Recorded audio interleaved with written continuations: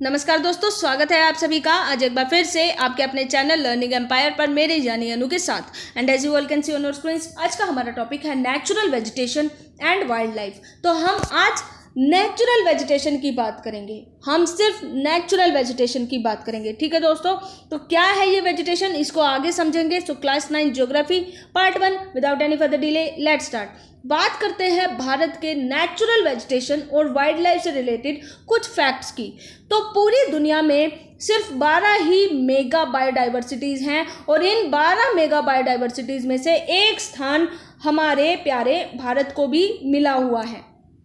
अगर हम plant species की बात करें यानी पौधों की प्रजातियों की बात करें तो भारत में 47,000 से ज़्यादा पौधों की प्रजातियां पाई जाती हैं। ये जो नंबर है पूरी दुनिया में प्लांट डाइवर्सिटी के मामले में भारत को 10वें नंबर पे रखता है और एशिया में 4थे नंबर पे भारत सबसे ज़्यादा प्लांट के मामले में डाइवर्स कंट्री है। पूरी दुनिया में जितने भी फ्लावरिंग प्लांट्स उगाए जाते हैं उनका 6% तो अकेले इंडिया में ही उगाया जाता है। इसी तरीके से एनिमल स्पीशीज़ की मैं अगर बात करूं तो 90,000 से ज़्यादा जानवरों की प्रजातियां आपको भारत में मिलेंगी। और न सिर्फ जानवरों की प्रजातियां बल्कि मछलियों की भी प्रजातियां आपको भारत में मिलेगी। इससे एक बात तो तय है दोस्तों कि भारत जो है अपने फ्लोरा और फौना के मामले में बहुत ज़्यादा रिच कंट्री है। अब थोड़ी सी टर्मिनोलॉजी की बात करते हैं यानी शब्दावली की बात करते हैं। ये जो वर्ड्स हैं आगे सेशन को समझने में आपकी बहुत हद तक मदद करेंगे। सबसे पहले जो हमारा वर्ड है वो है नेचुरल वेजिटेशन। नेचुरल वेजिटेशन जिसको वर्जिन वेजिटेशन भी बोला जाता है, यानी ऐसी वेजिटेशन जो नेचुरली ग्रो करती है, ठीक है, अपने आप ही उगती है किसी पर्टिकुलर एरिया में, उसको बोला जाता है नेचुरल वेजिटेशन। इस वेजिटेशन को उगाने में मनुष्य का कोई रोल नहीं होता है, यानी ह्यूमन एड के बिना ही ये वेजिटेशन उगती है। न सिर्फ मनुष्य का कोई रोल रहता है, जब मैंने कहा कोई रोल नहीं है तो यानी कि लंबे समय तक इस वेजिटेशन को मनुष्यों की एक्टिविटी के द्वारा किसी भी तरीके से प्रभावित नहीं किया जाता है। नेचुरल वेजिटेशन वो वेजिटेशन होती है जो नेचुरली ग्रो करती है, जिसमें ह्यूमन की सहायता की कोई ज़रूरत नहीं होती है और ये जो वेजिटेशन है ये लंबे समय तक अनडिस्टर्ब रहती है, तो इसको बोला जाता है नेचुरल वेजिटेशन। इसी को ही वर्जिन वेजिटेशन भी बोल दिया जाता है। तो दोस्तों, यदि किसी जंगल में थोड़ा सा भी मॉडिफिकेशन कर दिया तो वो जंगल जो है नेचुरल वेजिटेशन नहीं कहलाएगा। जैसे सुंदरी फॉरेस्ट है, ठीक है, सुंदरबन डेल्टा है, वहाँ पे सुंदरी फॉरेस्ट पाए जाते हैं, तो उस फॉरेस्ट में अगर चेंज कर दिया, मॉडिफिकेशन कर दिया, तो फिर वो फॉरेस्ट जो है नेचुरल वेजिटेशन नहीं कहलाएगा। ठीक है, तो यानी कि जहाँ पे मनुष्यों की गतिविधियाँ आ गई वेजिटेशन के मामले में, तो वो एरिया जो है नेचुरल वेजिटेशन का एरिया नहीं कहलाएगा। हम बात करते हैं कल्टीवेटेड क्रॉप्स की, फ्रूट्स की, ऑर्चार्ड्स की, जैसे बाग हो गए आपके, ठीक है, खेत हो गए, तो इनमें जो भी वेजिटेशन उगती है इनको नेचुरल वेजिटेशन नहीं कहा जा सकता, क्योंकि इनको मनुष्यों द्वारा उगाया गया है। इनको बढ़ने में मनुष्यों ने सहायता की है, मनुष्यों की सहायता आ गई है, इसलिए ये जो वेजिटेशन है ये वर्जिन वेजिटेशन या नेचुरल वेजिटेशन नहीं कहलाती। तो हम पूरे सेशन में आज नेचुरल वेजिटेशन की बात करेंगे, यानी ऐसी वनस्पति जो बिना किसी मनुष्य की सहायता के अभी तक उगी है, बढ़ी है और मनुष्यों की किसी इंटरफेरेंस के बिना अभी तक सस्टेन कर पा रही है, उस वेजिटेशन की हम अब बात करेंगे। एक होती है एक्सोटिक प्लांट्स। एक्सोटिक प्लांट्स किसको कहते हैं? ऐसे प्लांट्स बाहर से जिनको लाके इंडिया में उगा दिया गया है और वे प्लांट्स अब इंडिया का हिस्सा बन गए हैं। जैसे एक प्लांट का एग्जांपल है यहाँ पर गैंग्स प्राइमोर्से। तो ये जो प्लांट है ये इंडिजिनस प्लांट नहीं है, यानी भारत में नहीं उगाया गया, इसको बाहर किसी दूसरे देश से लाके इंडिया में इसको इंट्रोड्यूस किया गया है, तब जाके ये भारत का हिस्सा बना है। इसी को बोला जाता है एक्सोटिक प्लांट। अब बात करते हैं फ्लोरा की। तो फ्लोरा ऐसे प्लांट होते हैं जो किसी पर्टिकुलर रीजन में उगते हैं और किसी पर्टिकुलर समय में उगते हैं। और फोना स्पीशीज ऑफ एनिमल्स को बोला जाता है जानवरों की प्रजाति जो किसी पर्टिकुलर रीजन में पाई जाती है। तो अब बात करते हैं दोस्तों रिलीफ फीचर्स की। तो भारत की जो प्रजाति है, जो नेचुरल वेजिटेशन है, भारत की नेचुरल वेजिटेशन को कई चीज़ों से प्रभावित किया जाता है। तो पहली जो चीज़ है वो है रिलीफ फीचर्स। रिलीफ फीचर में दो चीज़ें आती हैं, पहला है लैंड और दूसरा है सोइल। लैंड आप समझिए भूमि, ज़मीन की मैं बात कर रही हूँ। अगर मैं सोइल की बात करूँ तो उस ज़मीन पे मिट्टी की बात मैं कर रही हूँ। सोइल छोटा सेंस हो जाता है, लैंड जो है एक बड़ा सेंस हो जाता है। लैंड क्या करता है, नेचुरल वेजिटेशन को डायरेक्टली और इनडायरेक्टली अफेक्ट करता है। ठीक है, लैंड का जैसा नेचर होगा उसी प्रकार की वेजिटेशन आपको उस पर्टिकुलर एरिया में दिखाई देगी। एग्रीकल्चर जो है भूमि की फर्टिलिटी पे डिपेंड करता है। तो आपकी भूमि कितनी फर्टाइल है उसी पे डिपेंड करता है कि आपका एग्रीकल्चर, आपकी जो खेती होगी वो किस हद तक अच्छी या नॉर्मल या बिलो एवरेज होगी। ग्रास लैंड है, वुड लैंड्स हैं, यानी ज़मीन का बहुत बड़े बड़े जो टुकड़े होते हैं, बहुत विशाल टुकड़े, तो ये जब डेवलप हो जाते हैं तो ये रफ टेरेन्स पे डेवलप होते हैं और ये शेल्टर देते हैं वाइल्ड लाइफ को। तो ज़मीन ऐसी, भूमि ऐसी भी हो सकती है दोस्तों जिसमें भुरभुरी मिट्टी आपको मिले। भूमि ऐसी भी हो सकती है जिसमें आपको रॉक्स ही रॉक्स मिले, यानी जो चट्टाने हैं उसके टुकड़े मिले। तो डिपेंड करता है लैंड कैसी है और वहाँ पे उसी प्रकार की वेजिटेशन आपको मिलेगी। अब हम बात करते हैं सोइल की। तो सोइल के प्रकार भी दोस्तों कई प्रकार से वेजिटेशन को प्रभावित करते हैं। कैसी सोइल है, ब्लैक सोइल है, लैटराइट सोइल है, या कोई सी भी सोइल है, तो ये सब डिपेंड करता है सोइल पे कि आपको कैसी वेजिटेशन मिलने वाली है। तो जब अगर सैंडी सोइल होगी जो एरिड और सेमी एरिड एरियाज में पाई जाती है, यानी डेजर्टेड एरियाज में पाई जाती है, सैंडी सोइल में आपको कैक्टस मिलेंगे, ऐसे पौधे जो कांटेदार होते हैं। तो कंटीली झाड़ियाँ आपको मिलेंगी रेगिस्तानी एरिया में।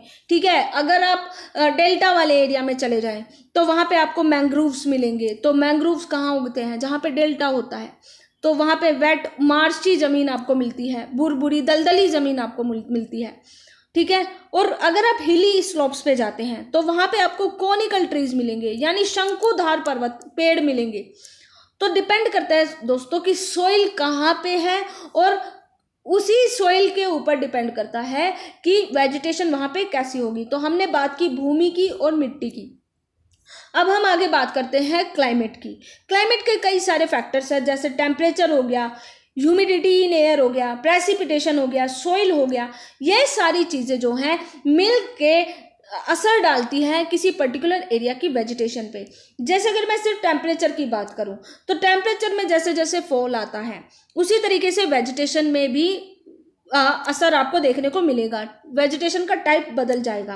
तो जैसे अगर आप देखोगे बहुत अच्छा टेम्परेचर है, यानी कि जिस एरिया में सारा समय सूरज की किरणें सीधी पड़ती हैं, तो वहाँ पे आपको ट्रॉपिकल कैसी वेजिटेशन देखने को दिखाई देगी। सब ट्रॉपिकल टेम्परेचर के हिसाब से आपको उसी तरीके की वेजिटेशन देखने को मिलेगी। अल्पाइन वेजिटेशन भी आपको डिपेंड करता है कि आप कौन से एरिया में हैं, किस प्रकार का टेम्परेचर आपके वहाँ है, उसी अकॉर्डिंग आपको वेजिटेशन में चेंज दिखाई देगा। अब बात करते हैं सनलाइट की, यानी जिसको फोटो पीरियड भी बोला जाता है। सनलाइट आप सभी को पता है दोस्तों 0 डिग्री इक्वेटर, यानी अक्षांश और देशांतर पे डिपेंड करता है कि इक्वेटर पे यानी कि लैटिट्यूड्स पे कितनी ज़्यादा सूरज की किरणें पड़ती हैं। तो यदि आपको नहीं पता है कि लैटिट्यूड और लॉन्गिट्यूड क्या होता है, तो मैंने कई सारे 9th क्लास के सेशन लिए हुए हैं, मोस्टली में बताया हुआ है। जो मॉनसून का सेशन है उसमें भी मैंने अच्छे से समझाया हुआ है, तो आप वो सेशन जाके देख सकते हैं। आपको क्लियरली हो जाएगा ये पता कि लैटिट्यूड क्या होता है, ऑल्टीट्यूड क्या होता है, लॉन्गिट्यूड क्या होता है, इन सभी के बारे में आपको अच्छे से जानकारी मिल जाएगी। सनलाइट जो है दोस्तों डिफरेंट एरियाज में लैटिट्यूड, ऑल्टीट्यूड, सीजन और ड्यूरेशन ऑफ द डे के हिसाब से एक्ट करती है। जितने लंबे समय तक सनलाइट किसी पर्टिकुलर एरिया में पड़ती है उतने लंबे समय तक उस एरिया की जो वेजिटेशन है वो ग्रो करती है। इसी वजह से हम ये देखते हैं कि समर में यानी गर्मियों में वेजिटेशन जल्दी ग्रो करती है, जबकि सर्दियों की जो वेजिटेशन होती है वो कम ग्रो होती है। अब बात करते हैं प्रेसिपिटेशन की। प्रेसिपिटेशन यानी वर्षा। मानसून भारत में 2 प्रकार का होता है। पहला है एडवांसिंग मानसून जो भारत में एंट्री करता है, यानी जून जुलाई वाला मानसून की मैं बात कर रही हूँ, इसको साउथ वेस्ट मानसून भी बोलते हैं। दूसरा है रिट्रीटिंग मानसून जो भारत से बाहर जाने की तैयारी करता है। एक होता है भारत के अंदर आने वाला मानसून, दूसरा होता है भारत से बाहर जाने वाला मानसून। तो बाहर जो जाता है उसको नॉर्थ ईस्ट मानसून बोलते हैं और उसको रिट्रीटिंग मानसून भी बोलते हैं। तो जिस एरिया में दोस्तों बारिश बहुत ज़्यादा पड़ती है, जिस एरिया में पानी ज़्यादा मिलेगा, वहाँ पे आपको डेंस वेजिटेशन दिखेगी, यानी घनी वेजिटेशन दिखेगी। यही रीज़न है कि नॉर्थ ईस्ट में अगर आप मेघालय साइड पे जाएंगे तो आपको वहाँ पे घने फॉरेस्ट देखने को मिलेंगे। साउथ इंडिया में अगर आप जाएंगे तो वेस्टर्न घाट में आपको घने फॉरेस्ट देखने को मिलेंगे। तो ये सब क्या है, ये डिपेंड करता है दोस्तों कि वर्षा किस हद तक उस एरिया में होती है और किस हद तक वहाँ की वेजिटेशन ग्रो करती है। अब बात करते हैं फॉरेस्ट के बारे में, जंगलों के बारे में।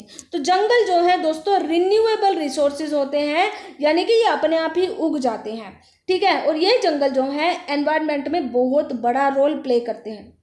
सबसे पहले तो ये क्लाइमेट को मॉडिफाई करते हैं, दूसरा सॉइल इरोजन को रोकते हैं, मिट्टी के कटाव को रोकते हैं, तीसरा ये किसी भी नदी की धारा को रेगुलेट करते हैं, बाढ़ नहीं आने देते ये जंगल, ठीक है।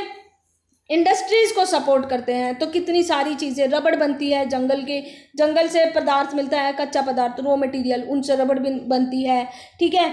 वो बेड्स बनते हैं, फर्नीचर बनता है। तो कई सारी इंडस्ट्रीज को सपोर्ट मिलता है जंगलों की वजह से।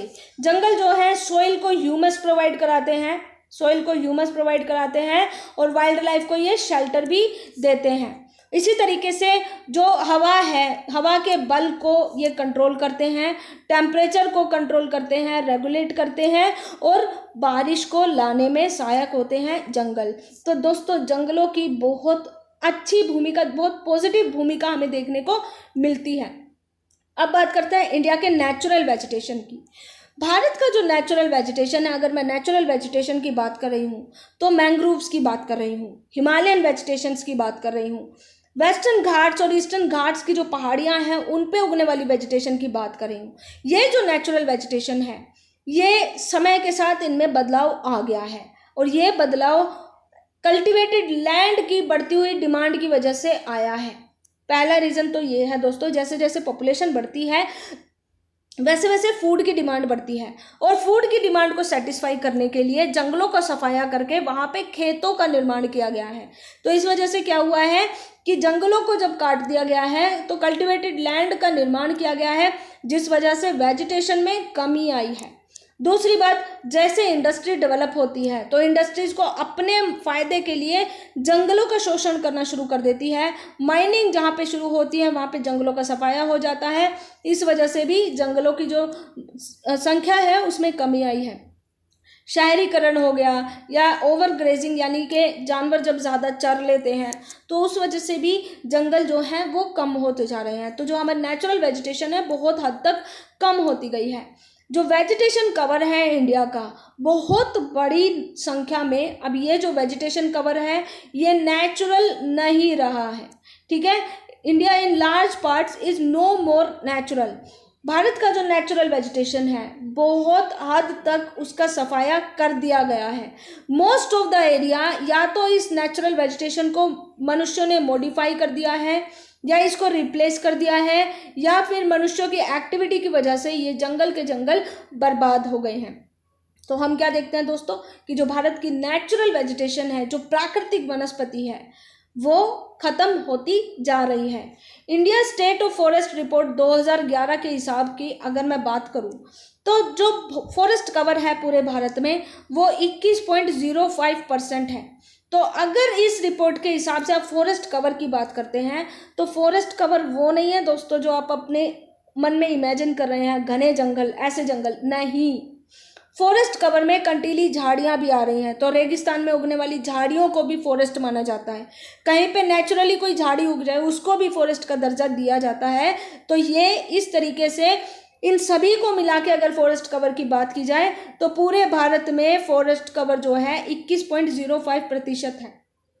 तो आप लोग समझ सकते हैं दोस्तों कि किस हद तक हम अपनी नेचुरल वेजिटेशन को खोते जा रहे हैं। अब बात करते हैं वेजिटेशन के प्रकार की। तो 5 प्रकार की मेनली वेजिटेशन भारत में पाई जाती है। पहला है ट्रॉपिकल एवरग्रीन फॉरेस्ट, सदाबहार वन, हमेशा ही हरे भरे रहते हैं ये वन। दूसरा है ट्रॉपिकल डेसिडियस फॉरेस्ट, जो पर्णपाती वन होते हैं। अपनी पत्तियों को एक पर्टिकुलर टाइम पे झाड़ते हैं। तीसरा है ट्रॉपिकल थॉर्न फॉरेस्ट और स्क्रब्स जो आपको डेजर्टेड एरिया में मिलेंगे, जैसे कैक्टस हो गया। नेक्स्ट है माउंटेन फॉरेस्ट जो पहाड़ों पे उगते हैं, ऐसे फॉरेस्ट। फिर आखिरी में आता है मैंग्रोव फॉरेस्ट, ये आपको डेल्टा वाले एरिया में मिलेंगे। तो ये 5 प्रकार की वनस्पति भारत में पाई जाती है। इनके बारे में डिटेल में बात करेंगे आने वाले सेशंस में। आई होप आज के सेशन से आप सभी को कुछ ना कुछ सीखने को मिला होगा। इफ यस, तो do like, share and subscribe our channel and press the bell icon for more updates. Most importantly, stay home, stay safe, God bless you all. Jai Hind.